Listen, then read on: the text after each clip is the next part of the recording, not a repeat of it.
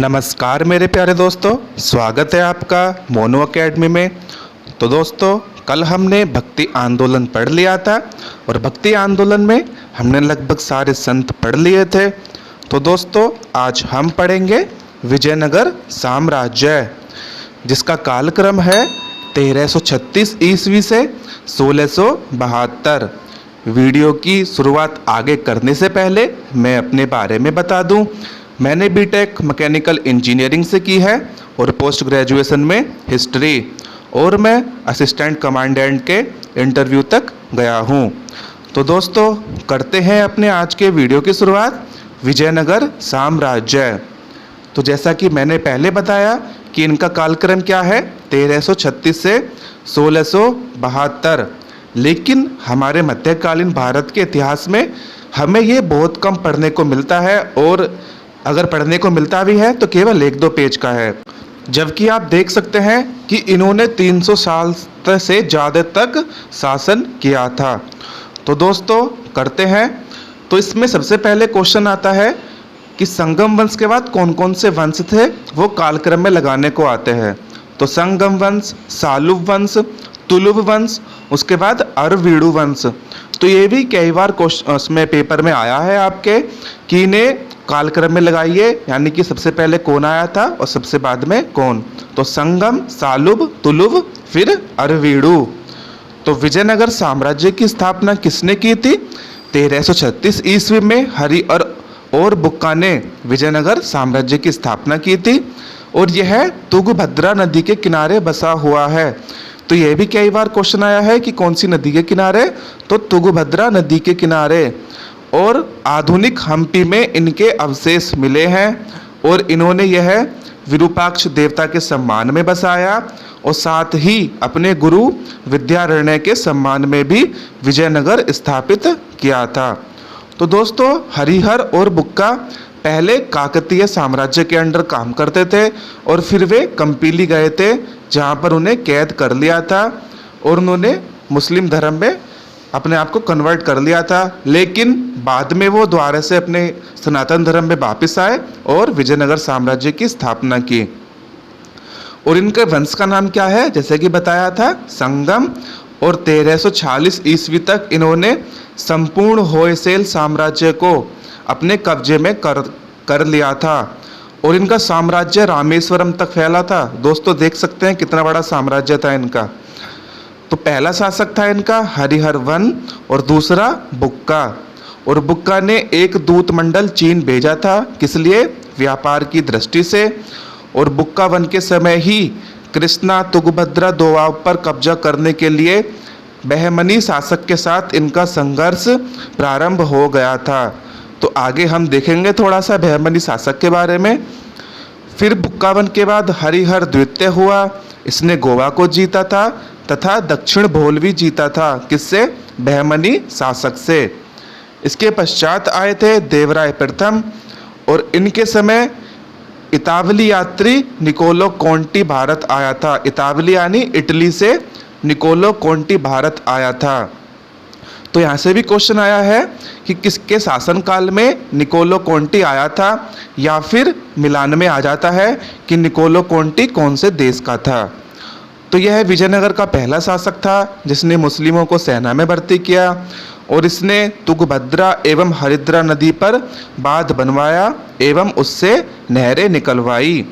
और इसका संघर्ष बहमनी शासक फिरोज बहमनी से हुआ था। पहली बार देवराय प्रथम इससे हार गया था, लेकिन बाद में उसे हरा दिया था। और देवराय प्रथम के दरबार में श्रीनाथ रहते थे, और इनकी पुस्तक का नाम है हरविलास। फिर देवराय द्वितीय, इनके दरबार में फारस का यात्री अब्दुल रज्जाक आया था, और देवराय द्वितीय इस राजवंश के सबसे बड़े शासक थे। तो देवराय प्रथम के शासनकाल में कौन आया था? इतावली यात्री निकोलो कांटी, और देवराय द्वितीय के दरबार में फारसी यात्री अब्दुल रज्जाक। तो जैसा कि मैंने पहले कहा था, थोड़ा सा देख लेते हैं कौन सा? बहमनी शासक के बारे में। तो बहमनी शासक का जो फाउंडर संस्थापक था वो बहमन शाह हसन गंगू, यानी कि हसन गंगू था। 1347 ईस्वी में इसकी स्थापना की थी। और इसकी राजधानी थी गुलबर्ग और उसके बाद में इन्होंने बीदर कर दी थी। तो फिरोज बहमनी से हुआ था इनका। तो फिरोज बहमनी के बारे में पढ़ लेते हैं। इसने शहर बसाया था फिरोजाबाद जो भीमा नदी के किनारे है, और इसने एक वेधशाला यानी कि ऑब्जर्वेटरी बनवाई थी। किस लिए? खगोल विज्ञान को बढ़ावा देने के लिए। कहाँ पर? दौलताबाद के निकट। और इसका जो मिनिस्टर था वो महमूद गवान था। तो दोस्तों अब पढ़ते हैं हम सालुव वंश पर। सालुव वंश का जो कालक्रम है वो 1486 ईस्वी से 1509 ईस्वी तक है, और इस वंश का संस्थापक है नरसिंह सालुव। तो सालुव वंश में केवल इतना ही है। फिर है तुलुव वंश। तुलुव वंश के संस्थापक हैं वीर नरसिंह, और इस वंश के सबसे प्रतापी शासक हैं कृष्णदेवराय यानी केडियार, और इनका कालक्रम था 1509 ईस्वी से 1530 ईस्वी तक, और इनकी उपाधि थी आंध्र भोज। और बाबर ने भी अपने ग्रंथ में केडियार यानी कृष्णदेवराय को भारत का सबसे शक्तिशाली शासक बताया है, और इनकी उपाधि है यवनराज स्थापनाचार्य, और आंध्र भोज मैंने पहले बता ही दिया था। और इनके दरबार में अष्टदिग्गज रहते थे। तो यहाँ से क्वेश्चन कई बार पूछा है कि अष्टदिग्गज किनके दरबार में रहते थे? किनके में? केडियार। और अष्टदिग्गज कौन है? ये तेलुगु भाषा के 8 महान विद्वान हैं। जैसे कि इनके राजकवि थे पेदन्ना। पेदन्ना की जो उपाधि थी अध्र कवित पितामह, इन्हें भी कहते थे। और इनकी पुस्तक है मनुचरितम, स्वरोचिस संभवम, हरिकथा और शरणम। और इन्हीं के ही दरबार में एक बहुत बड़ा विद्वान रहता था जिनका नाम था तेनाली राम। तेनाली राम के नाम से तो आप सभी भली भांति परिचित होंगे। और केडियार ने बीजापुर को हराया, बीदर को हराया, उड़ीसा को हराया, और गजपति के शासक प्रतापरुद्र और संपूर्ण तेलंगाना को हराया। और इनके दरबार में अल्बुकर्क ने राजदूत भेजा था। अल्बुकर्क कौन था? ये पुर्तगाली गोता गवर्नर था। तेनालीराम की पुस्तकें हैं पांडुरंग महात्म्य, और केडियार की पुस्तकें हैं अमुक्तमाल्यदा, जाम्बवती कल्याणम और उषापरिणय। अमुक्तमाल्यदा तेलुगु में है और जाम्बवती कल्याणम और उषापरिणय संस्कृत में है। और इन्होंने 2 मंदिर बनवाए थे। किन्होंने? केडियार ने हजारा का मंदिर और विट्ठल स्वामी मंदिर। और इन्होंने विवाह कर समाप्त कर दिया था, और साथ ही नया शहर नागलपुरम बनाया था। तो यहाँ से भी आया है कि नागलपुरम किसने बसाया था? तो केडियार ने। साथ में हजारा का मंदिर और विट्ठल स्वामी मंदिर। और इनके समय पुर्तगाल से यात्री आया था बारबोसा और डोमिंगो पायस। फिर है अच्युत देवराय इसी वंश से, और इनके समय पुर्तगाली यात्री नूनीज आया था, और इन्होंने नायकों यानी सामंतों पर नियंत्रण हेतु एक पद बनाया था महामंडलेश्वर। तो यहाँ से क्वेश्चन भी आया है कि महामंडलेश्वर किसके शासन में थे? तो विजयनगर साम्राज्य में। और किसने बनाया था? अच्युत देवराय ने। इसके पश्चात सदाशिवराय, लेकिन वास्तविक शक्ति सदाशिवराय के समय केडियार के दामाद राम राय के हाथ में थी। और इन्हीं के समय एक युद्ध हुआ था जिसका नाम है तालीकोटा का युद्ध, या बन्नी हट्टी का युद्ध, या राक्षस तंगड़ी का युद्ध या लड़ाई, जिसकी है डेट 23 जनवरी 1565। यह 5 मुस्लिम राज्य और विजयनगर के बीच हुआ था। मैंने लिख दिए हैं कि कौन कौन से 5 मुस्लिम राज्य थे और कौन कौन थे उसके शासक थे। ये कौन थे जो मुस्लिम राज्य थे?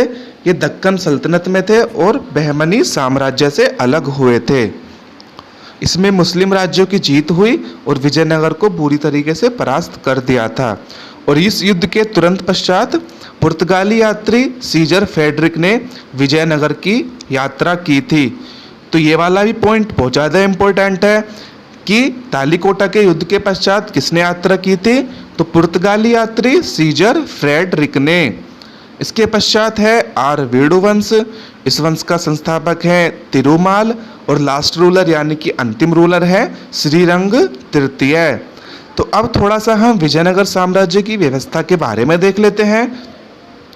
तो दोस्तों विजयनगर की महत्वपूर्ण व्यवस्था थी नायंकार व्यवस्था, यानी कि नायकों को अमरम भूमि दी जाती थी। और इसमें क्या था कि जो अमरम भूमि थी वो आर्मी ऑफिसर को देते थे और साथ में सैनिकों को कैश में उनको वेतन मिलता था।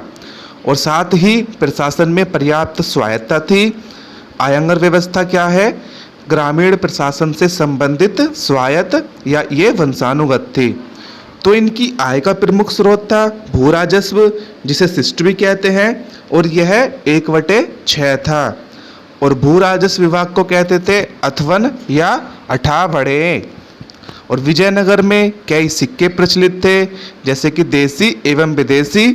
सबसे प्रसिद्ध सिक्का था वराह या पेरड़ा या फिर पैगोड़ा, जिसे यह सोने का बना होता था। और इनके कर थे भू राजस्व कर, संपत्ति पैदावार की बिक्री पर कर इत्यादि और भी कर थे। तो इसमें देख लेते हैं कि जो इनका राज्य था वो मंडलम में बटा हुआ था। और मंडलम का जो अध्यक्ष था वो मंडलेश्वर कहलाता था। और मंडलम नाडु में बटा हुआ था। नाडु जिला के समान था, जो आजकल के हमारे यहाँ जिले हैं। और नाडु फिर स्थल में बटा हुआ था।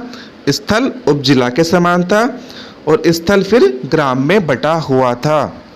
तो दोस्तों विजयनगर साम्राज्य में ही चित्रकला की स्वतंत्र शैली विकसित हुई है, जो लिपाक्षी कला के नाम से जानी जाती है। और इसके विषय रामायण एवं महाभारत से लिए गए हैं। और इस समय ही एक शैली यक्षगान शैली विकसित हुई है। और यह नृत्य एवं संगीत को मिलाकर विकसित हुई संयुक्त शैली है। कौन सी? यक्षगान शैली, और साथ में लिपाक्षी कला। और इनके गोल्डन कॉइन यानी कि सोने के सिक्के का नाम था वराह या पैगोड़ा। और भू राजस्व विभाग का नाम था अथवन या अठावड़े। आय का प्रमुख स्रोत भू राजस्व, आयंगर व्यवस्था, साथ में महामंडलेश्वर। और नायंकर व्यवस्था भी किसमें थी? विजयनगर साम्राज्य में। तो दोस्तों जैसा कि मैंने पहले बताया आपको, सबसे इम्पोर्टेंट कौन सा है? सबसे पहले वंशों का कालक्रम, संगम, सालुब, तुलुब, आरविडु। और साथ में संगम वंश की स्थापना किसने की थी? हरिहर और बुक्का ने। सालुब वंश की नरसिंह सालुब ने। तुलुब वंश की वीर नरसिंह ने। और आरविडु वंश की तिरुमाल ने। और इस वंश का अंतिम रूलर था श्रीरंग तृतीय। और साथ में अष्टदिग्गज किनके उसमें रहते थे दरबार में? ये केडियार यानी कि कृष्ण देव राय के। अष्टदिग्गज मैं इसलिए बता रहा हूँ क्योंकि जब हम छत्रपति शिवाजी महाराज जी के बारे में पढ़ेंगे तो उनके दरबार में अष्ट प्रधान रहते थे। आपको कंफ्यूज ना हो इसलिए मैं इस बात पर ज़्यादा जोर दे रहा हूँ कि अष्टदिग्गज कृष्ण देव राय जी के दरबार में रहते थे। तो दोस्तों हमारी वीडियो आज यहीं पर समाप्त होती है। कल से हम पढ़ेंगे मुगल सल्तनत से, जिसमें पहला शासक कौन था? बाबर था, जिसमें हमने पहले पढ़ भी लिया था कि 1526 ईस्वी में इसकी लड़ाई यानी कि पानीपत की प्रथम लड़ाई के पश्चात ही भारत में मुगल सल्तनत प्रारंभ हो गया था। तो दोस्तों यदि आपको वीडियो पसंद आई हो तो उसे लाइक करें एवं शेयर करें। और यदि आपने मेरे चैनल को अभी तक सब्सक्राइब नहीं किया है तो उसे सब्सक्राइब अवश्य करें एवं बेल आइकन दबाना ना भूलें, जिससे आपके पास मेरी वीडियो की लेटेस्ट नोटिफिकेशन सबसे पहले पहुंचे। तो दोस्तों वीडियो को अंत तक देखने के लिए आपका बहुत बहुत धन्यवाद।